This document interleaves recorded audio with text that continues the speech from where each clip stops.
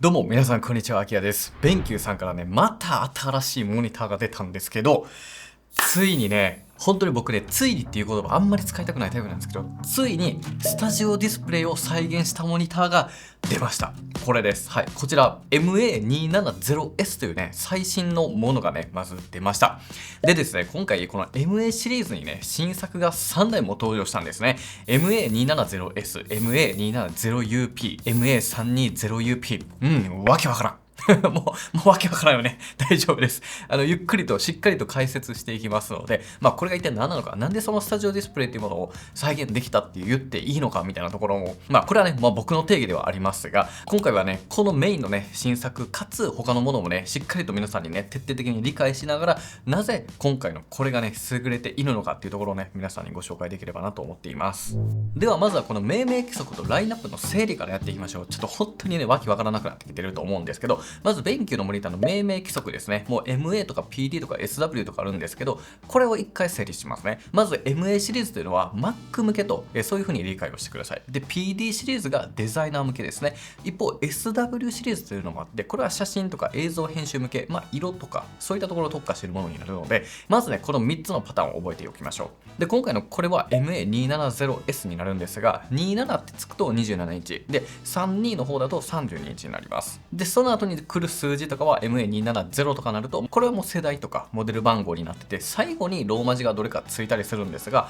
これが Q の場合は WQHD のモデル、U の場合は UHD の 4K モデル、そして S が、これまでの規則で言うと 5K のものになりますね。で、今回から P というものが突き出して、これがグレアモデルになります。はい。むずいよね。はい。なんで、ちょっと表で見ましょう。こんな感じになりますね。このチャンネルでも過去に紹介した MA270U と MA320U。これが MA シリーズの初めて出た2つのね、機種で27インチと32インチのノングレアバージョンのものになっています。で、今回新しく出た3つのモデルが 270UP、320UP、MA270S になるんで、27インチと32インチで違う。そしてこれらすべてグレアモデルになっています。はい。で、かつ 270S のみ5K モデルになっています。ここまでどうでしょうか。これね、ちょっと理解できない方ね、スクショも取っといてほしいなと思うんですけど、これでね、一旦整理がね、できるかなと思います。これによって、ちょっとここに窓があるんですけど、こうわかるかな。ちょっとこの反射がね、照明とかも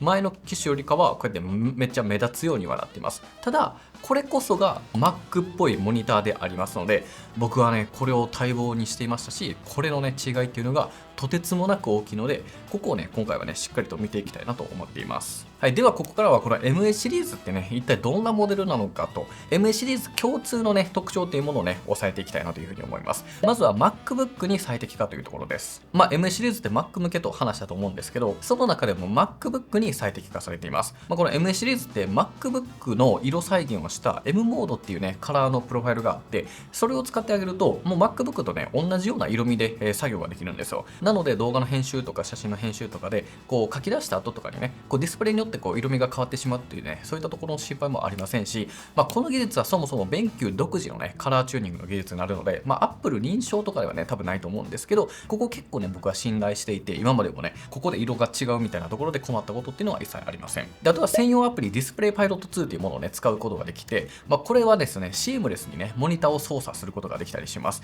モードの変更であったりとか明るさの変更とか、いろんなことを一元管理できるようなそういったアプリになっています。こういったものも使えますし、あとは Mac のキーボードってこう音量ボタンとか輝度調整ボタンがあるじゃないですか。こういったものを連動させてできたりするので、ここもねやっぱりすごくMac 向けだなといったところがあります。で、他にもフォーカスシンクっていうね機能があったりとかで、Mac のね集中モードに選択してあげたら、それでねディスプレイのねモードを変えたりとか、例えば夜のブルーライト低減にしてあげるとか、そういったことも一発でできたりしますし、で、あとはねここです。ラバーパッド、ここのねスタンド部分にこのねパッドがあるので、こういう風にね、MacBook と、接続して使う場合とか、そもそもね高さマックスにすればここは当たりませんし、あとはねクラムシェルとして使う方とかはここにね置いておくことができる。で、ここがねラバーパッドがありますので、こうスタンドがね傷つかないっていうねところがあるので、こう奥に置いてキーボードとかをね、広げることができたりする。そういったね、使い方ができる。本当にね、MacBook の仕様に最適化された設計になっています。でですね、この MA270S がどういったスペックのものなのかっていうところですね。これ MA シリーズ初のフラッグシップモデルとなっています。便機のモニターって他にもフラッグシップモデルいっぱいあったんですけど、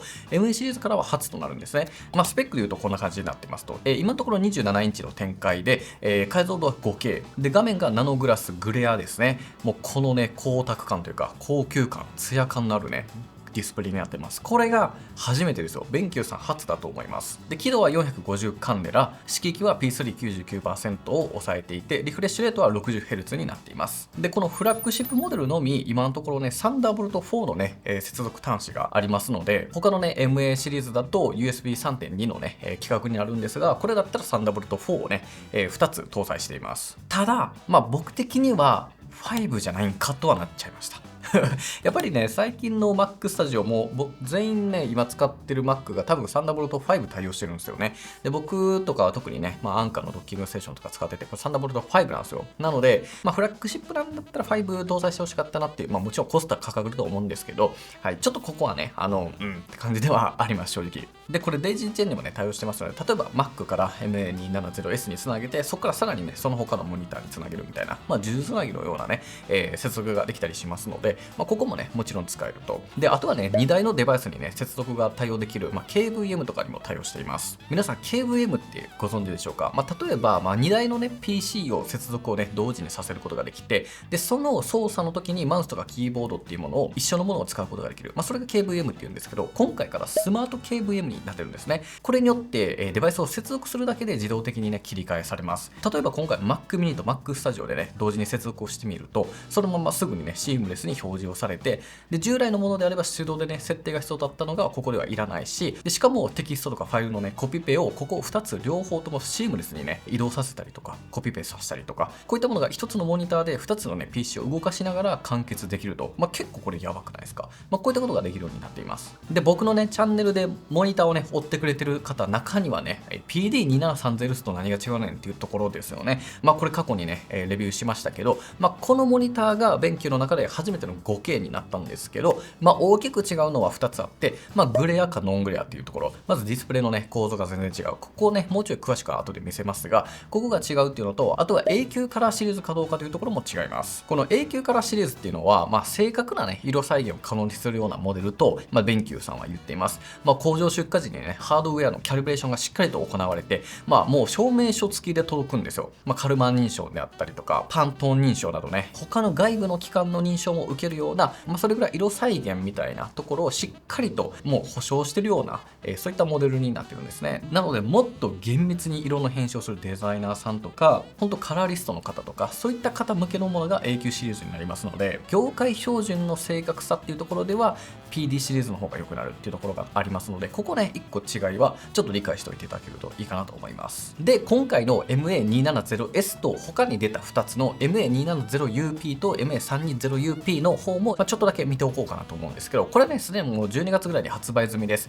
実はね、ベンキューさんも新製品発表会をしていて、僕もね、ちょっと呼んでいただいて覗きに行ったんですけど、これはですね、既存の MA シリーズの、グレアに仕上げたようなバージョンになっています。逆に言えば他のね、差っていうのはほとんどありませんので、もう完全にディスプレイが違うと、そういう風に思ってください。一応スペック出すとこんな感じですね。27インチか32インチか。で、両方とも 4K になりますね。で、画面はグレアなんですが、1個違うのは輝度ですね。画面の明るさが32インチの方が少し明るい状態になっていますと。で、実は色域もね、97% と少しだけいいというね、ものが32インチの特徴になっています。で、ちょっと復習がてらで 4K と 5K のね、違いがどれぐらい大きいのかっていうのをね、おさらいしておきましょう。スケーリングのところですよね。Mac ユーザーこれ意外とめちゃくちゃ大事なんでね、ぜひ知っておいてほしいんですけど、こういった Mac のね、純正のね、レティーナディスプレイっていうのはですね、1インチあたりのね、ピクセル数っていうものが 218ppi というね、基準があります。これがね、Mac のディスプレイってすごく綺麗だよねっていうようなね、そういった基準値の一つになるんですね。で、このね、218ppi のね、密度っていうものをね、満たすためには、27インチモニターであれば 5K だし、これより大きい32インチモニターであれば 6K が必要になってくるんですよ。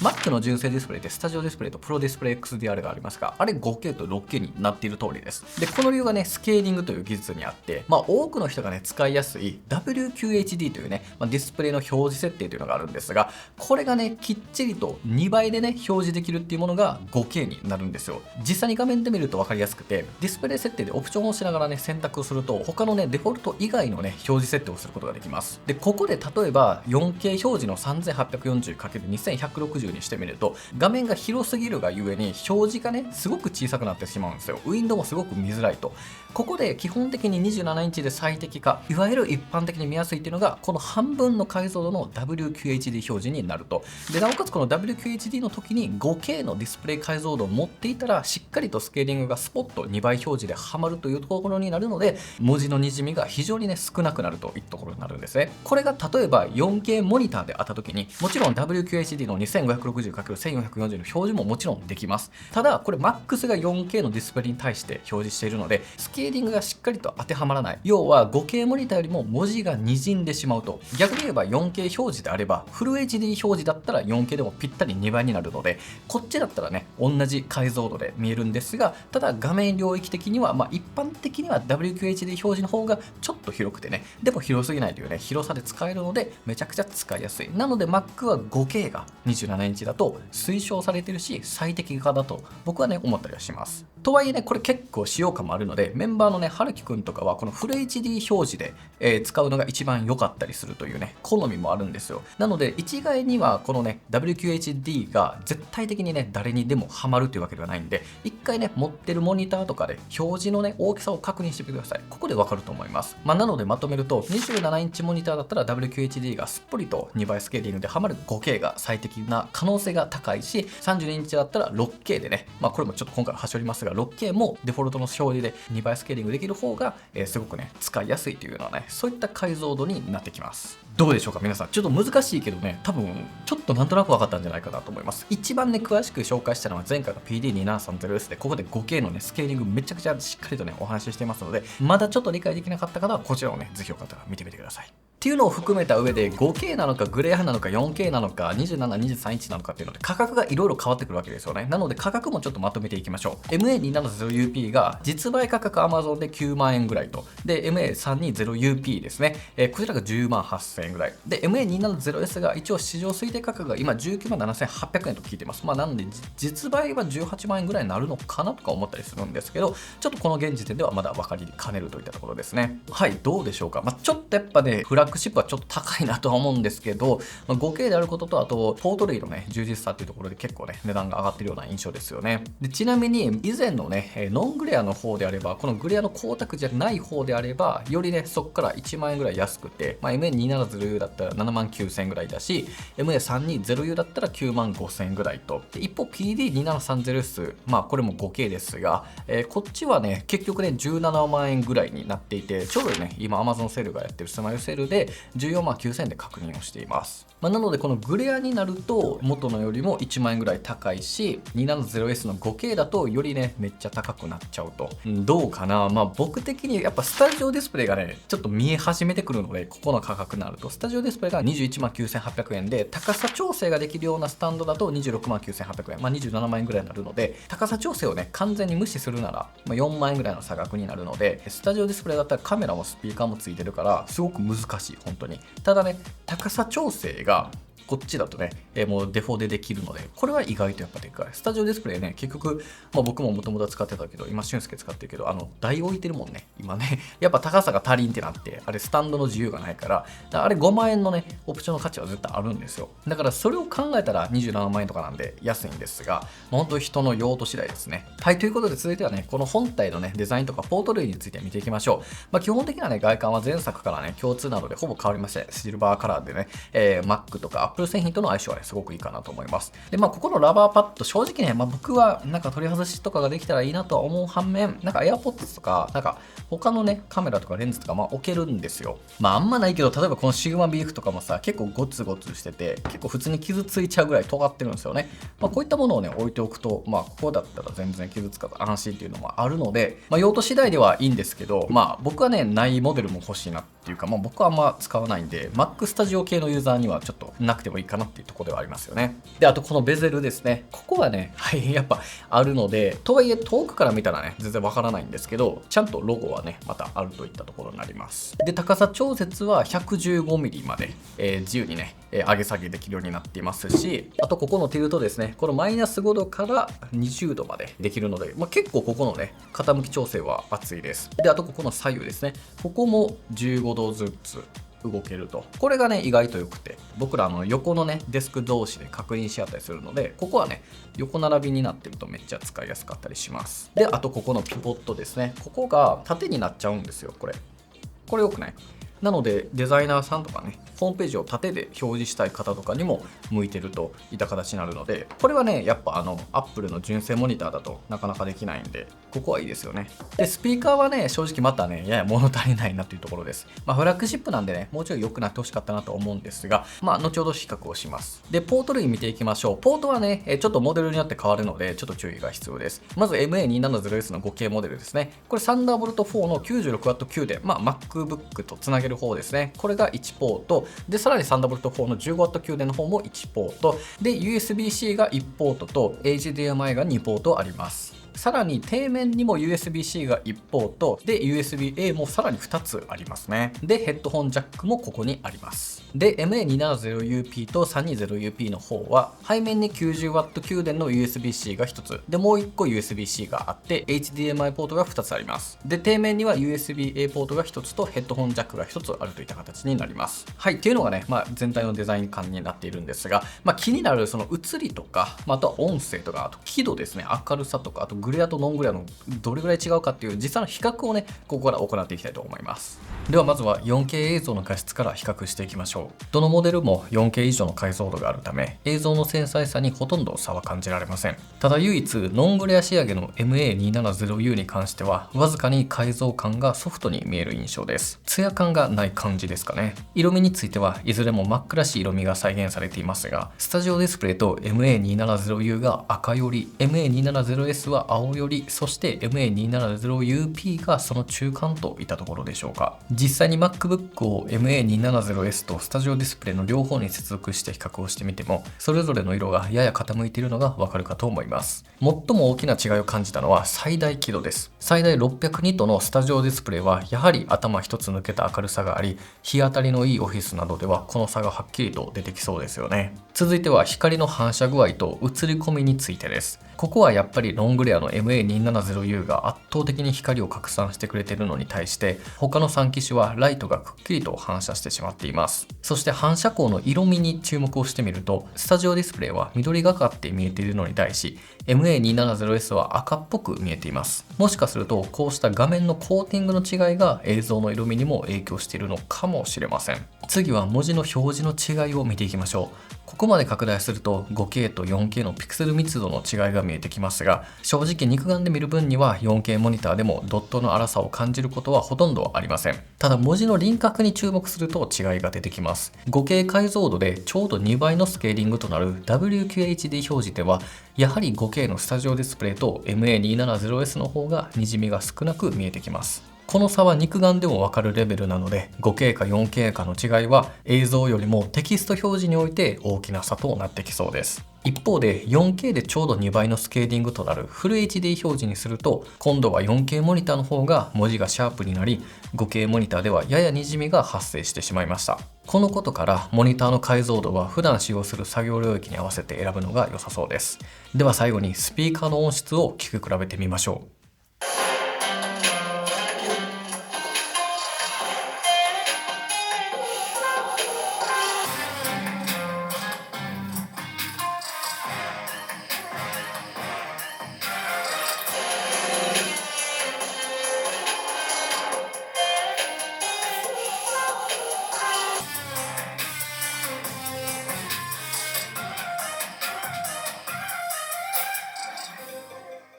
はい、ということでいかがだったでしょうか。もうがっつりとね、見比べてみたんですけど、あとは最後にね、このモニターのね、実際の使用感みたいなところでしっかりとね、お伝えしていけたらなというふうに思っております。せっかくなんでこの MA270S をね、メインで話していきたいんですけど、まずはですね、グレア最高っす、マジで。マジでいいです。これ誇張してない。本当にね、これはベンキューさんにこのグレア出ましたって言われたら、それは絶対見たいってなったぐらい、本当僕めちゃくちゃ待ち望んでたんですよ。逆を言えば今までねこんだけレビュー出してきたのに、でもやっぱり Apple のモニターではないんですよっていうのをずっと言ってたんですよね。やっぱりそれはテカテカ感っていうか、この発光のね感じがやっぱノングレアだと別物なんですよ。要は Mac のナノテクみたいな感じになるんで、 iPhone のディスプレイにナノテクはないじゃないですか。だからちょっとね見え方が変わると。でもこれグレアになったことで、ちょっと表現誇張するかもしれないけど、現状で最もスタジオディスプレイを再現できてるモニターだと僕は思うんですね。結局27インチで 5K で高さ調節ができるみたいなところで、かつこのグレアパネルっていうのが、グレア仕上げっていうのが他ないんですよ。多分ないんですよ。僕が少なくとも使ってきた中では。これは本当に待ってた。なので僕がね今個人的に買うとしたらこれだと思うし、俊介もこれがいいって言ってたよね。グレアの方が絶対選ぶっていうぐらい言ってたから、やっぱ Mac ユーザーはねこっちのディスプレイに慣れてる人多いと思うんで、これがねいいと思います。ただ窓際の方はちょっと注意で、ノングレアの方がやっぱ見やすさっていうのがねあるので、僕今新しいオフィスで窓際になった時にちょっとねやっぱグレアだとね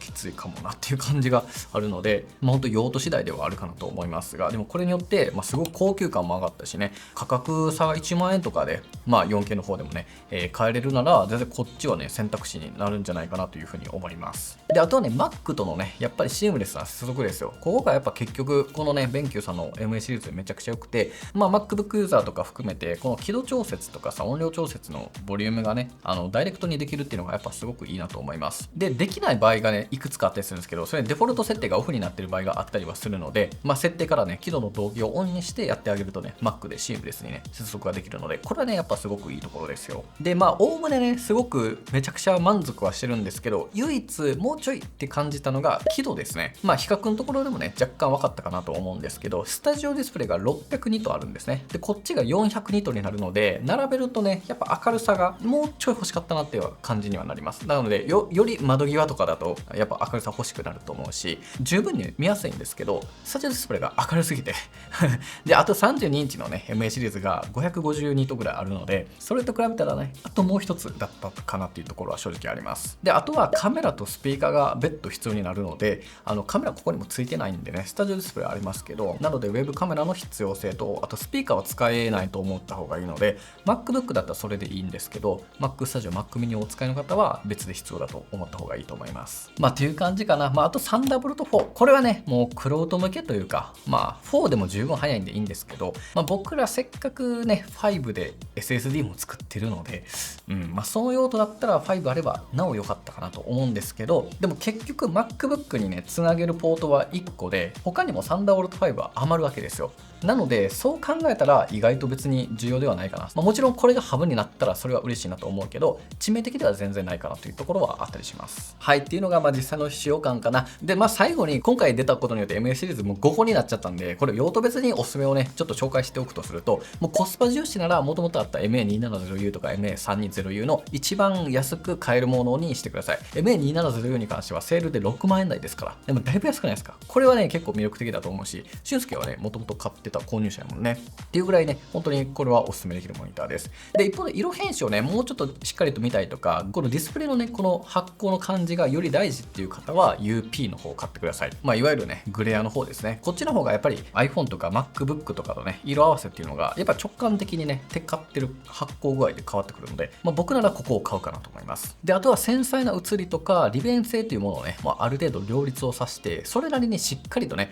クリエイティブとかそういったことをしたいという方は MA270S のこれがいいと思います。スタジオディスプレイと比べてもねポートの豊富さが圧倒的にありますし、スタンドの自由度もめちゃくちゃありますよね。であとはこっちだとねサンダーボルト4が通ってますので、よりね高速な、通信転送というものができたりします。で一方で忖度なしに言うと、最高級の改造感スペックとか、高級感が欲しいという方はやっぱ Apple の純正にした方がいいと思います。27インチ 5K っていうものはこっちで今回実現しましたが、32インチの 6K って未だに出てますよね。なのでウルトラディスプレイ X リアル、あれは高すぎやけど、あっちとかの方が32インチモニターだったら 6K のね音響を感じられるし、あとは Mac とのねシームレスさで言うと、スタジオディスプレイってもう電源ボタンがないんですよ。もうつなげたら勝手に認識して自動で電源がつくみたいな感じなんで、もう一歩上のねシームレスさがあったりします。で、あとはね結局純正のデザインはねやっぱり良くて、十分見た目はスタイリッシュではあるんですけど、このねロゴとか含めて、ベンキューさんは別にアップルになりたいわけじゃないと思うんで、そこをねアップルに合わせるべきでもないと思うんですけど、アップルデザインが好きであればやっぱスタジオディスプレイに勝るものは絶対にないわけなので、もう思想の違いですよね。ここまで来たら本当にそこのね自分の好みに合わせて判断するといいんじゃないかなと思います。はい、というわけで皆さんいかがだったでしょうか。 MA270S、 いやこれがね一旦正解かなっていうか、一旦完成なんじゃないですか32インチの 6K が出るのかどうかはちょっとね僕も全然教えてくれなかったんですけど、一旦ね27インチという使いやすい、画面サイズで、5K を求めるならこっちだし、5K が必要なければ、